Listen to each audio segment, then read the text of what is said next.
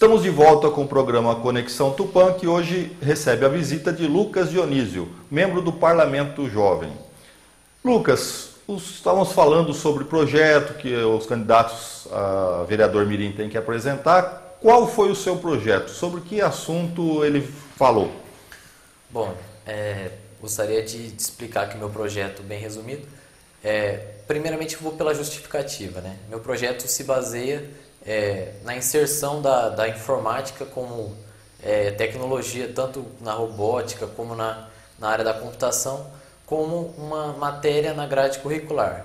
Não necessariamente sendo uma independente, pode ser que ela seja interligada com outras, sendo um ponto extra, né, vamos dizer assim, na média do aluno, ou pode ser também uma matéria independente. Aí o Ministério da Educação que viabiliza qual que é o mais adequado. Você diz assim, que pode ter uma matéria chamada informática ou ela pode ser um braço da física, por exemplo? Ou se não de todas as matérias, pelo fato de que a gente, geralmente nas escolas, no colegial, né, a partir do ensino fundamental 2, a gente faz muitas pesquisas, muitos trabalhos, e aí, a partir da matéria da informática seria, digamos, explicado qual que é a melhor forma de fazer a pesquisa, qual que é a necessidade de utilizar buscadores na internet, como que monta um computador, porque no caso às vezes dá problema no computador, a pessoa não sabe manusear. Então, tendo em vista que a tecnologia é um dos pilares mestres da globalização, todo mundo quer falar que o mundo está cada vez mais globalizado, todo mundo quer ter conhecimento na área da informática, mas não profunda. Então, a partir do momento que a gente coloca a informática como uma matéria na grade curricular, a gente tem uma base para aumentar a nossa globalização e também o ensino. Terá uma base. Por exemplo, uma pesquisa de física. A pessoa não vai apenas pesquisar em técnicas práticas, ela tem que pesquisar às vezes essas experiências na internet, através de vídeos, através de reportagens, documentários. A partir do momento que essa pessoa utiliza desses recursos extras disponibilizados pela informática, pela internet, tudo isso vai ser englobado e depois posteriormente será avaliado pelo professor, que vai ver se a pesquisa está ótima, se está boa.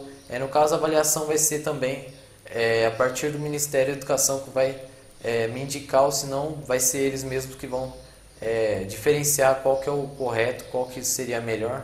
E aí, no caso, seria avaliado como uma matéria extra, no caso, nas pesquisas e trabalhos, ou se não, teria uma matéria realmente na grade curricular chamada informática, né, que seria ensino de formatação de texto, manutenção de computadores. E aí, no caso, teria bastante interesse aqueles que gostam mesmo da área, né? Então, seria interessante que aumentasse o estímulo nessa área, porque o Brasil, se quiser crescer bastante na área da tecnologia, tem que investir no ensino. A verdade é que muita gente aí usa o computador, passa horas conectado, mas poucos sabem como ele funciona. Não digo assim, nem o hardware, mas aquele programa que ele está usando, né?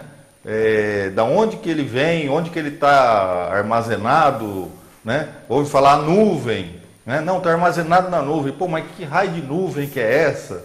Né? Como que pode armazenar uma nuvem? Já ouvi alguém perguntar isso, né? Esse tipo de coisa, ou seja, as pessoas têm pouquíssimo conhecimento, pelo menos a grande maioria das pessoas, de como a informática funciona, especialmente a internet.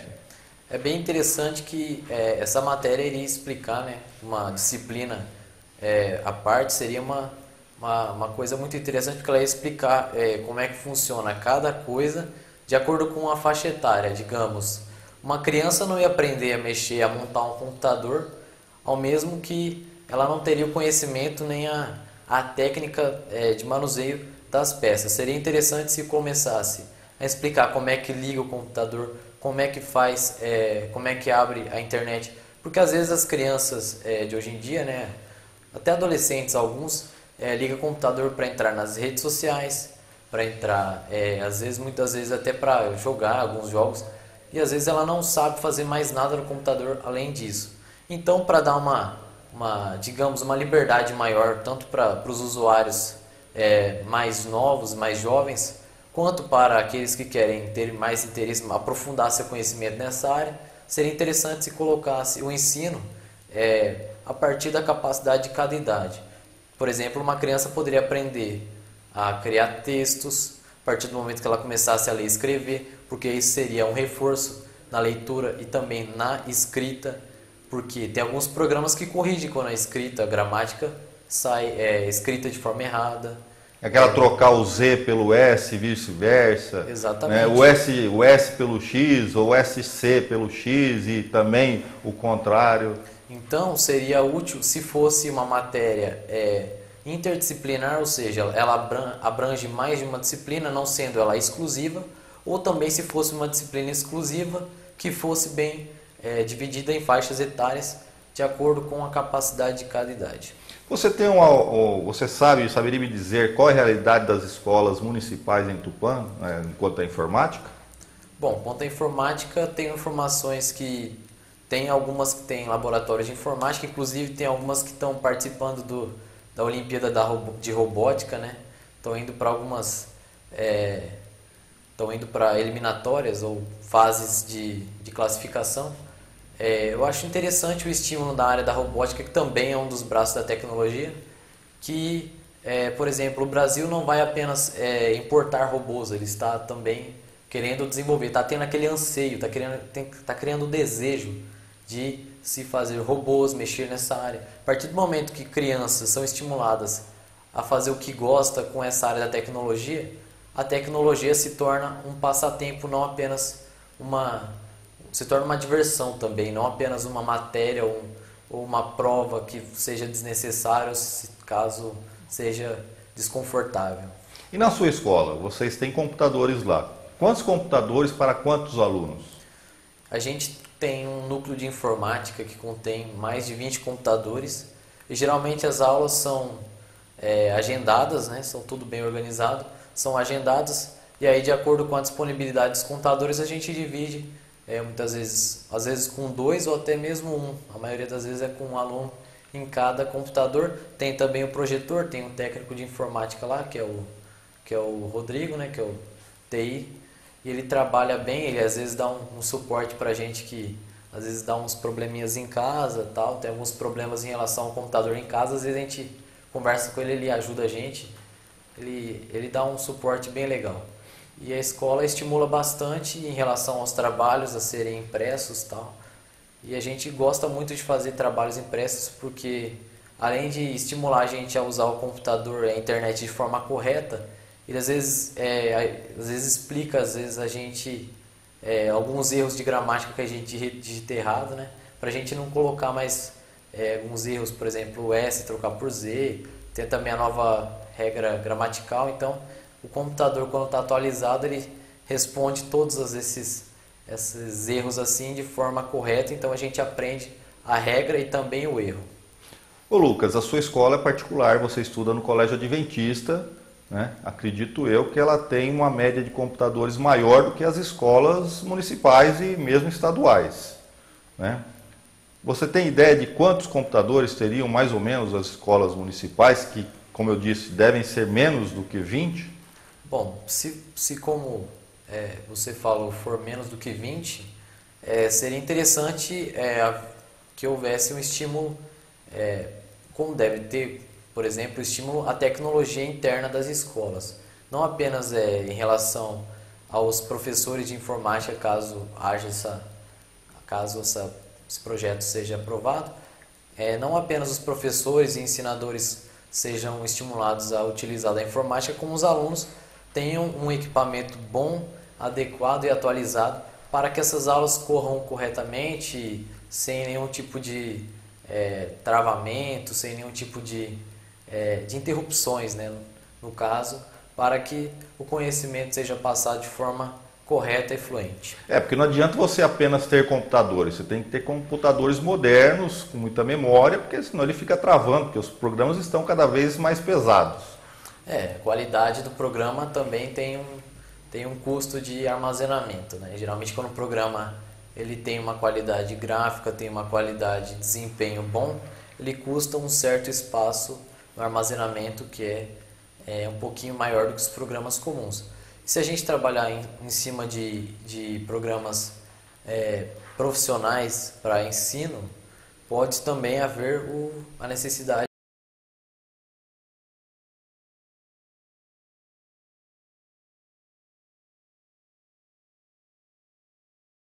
de se desenvolver computadores mais potentes na área da educação, sendo softwares mais adequados também para ensino, como também os computadores da educação terá que ser atualizados, né?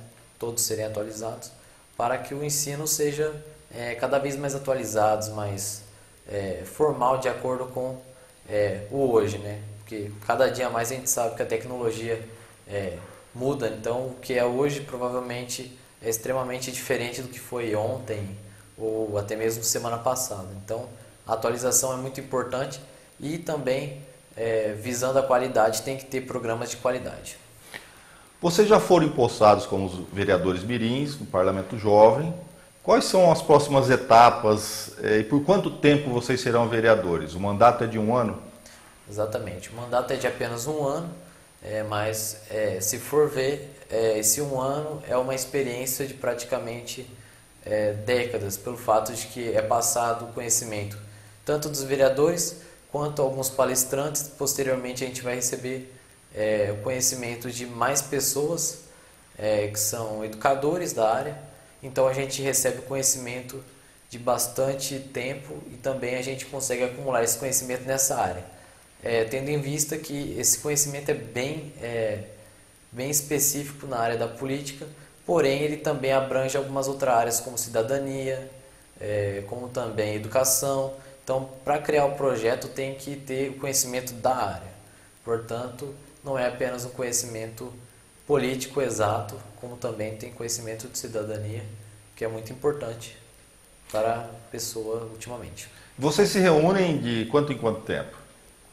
As sessões são marcadas pelo presidente da mesa diretora, que também ele tem que marcar a sessão com antecedência com os vereadores, que ele marca com o vereador organizador da comissão, e aí no caso ele marca, vê se tem a disponibilidade, e aí de acordo com a necessidade, se tem algum projeto em pauta, se tem algum aviso.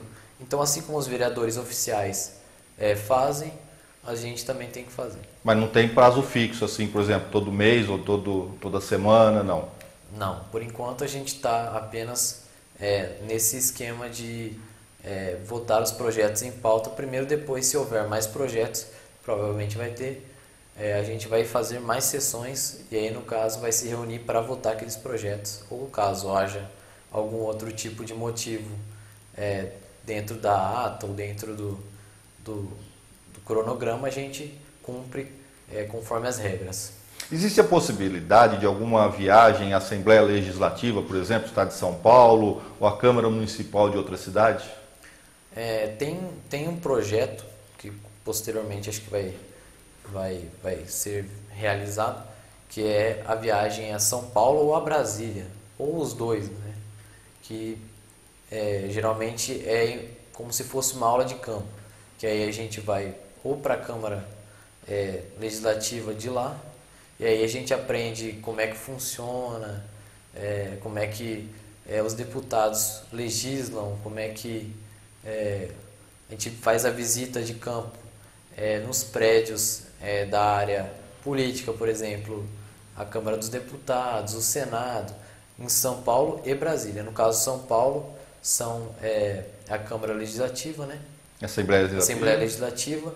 E no caso Brasília, a gente vê a Câmara dos Deputados. Se você fosse vereador de Tupã, efetivamente um vereador ali eleito pelo povo para 4 anos, que projetos que você colocaria? Além desse da informática aí, que certamente seria uma prioridade, acredito eu. Tupã, ele precisa realmente ter umas mudanças interessantes. Primeiramente, a gente atrairia mais turistas para poder gerar uma receita maior para o município. A partir daí, a gente conseguiria viabilizar mais projetos, mais melhoras através do turismo. Como Tupã é uma instância turística, tem que haver realmente um turismo interessante. Não apenas ter no nome como instância turística, mas tem que ter atrações, tem que ter eventos que atraiam tanto da região como às vezes até mesmo de outros estados. Até se houver também a possibilidade de outros países, marcando também visitas, tem que haver estímulo ao turismo pelo fato de que a instância turística tem essas condições. Lucas, eu quero agradecer a sua presença, estamos chegando aqui ao final do nosso programa, foi um prazer recebê-lo para você poder falar aí desse movimento dos jovens, né? Infelizmente poucos jovens participam, né? Mas é sempre bom saber que tem alguém que se interessa. Muito interessante a sua participação. Gostaria de agradecer primeiramente a Deus, depois a TV Universitária Canal 7 por ter dado esse espaço e também agradecer ao nosso querido apresentador Eduardo Dantas, que deu esse espaço em busca de disseminar o conhecimento em relação a essa área, a esse projeto.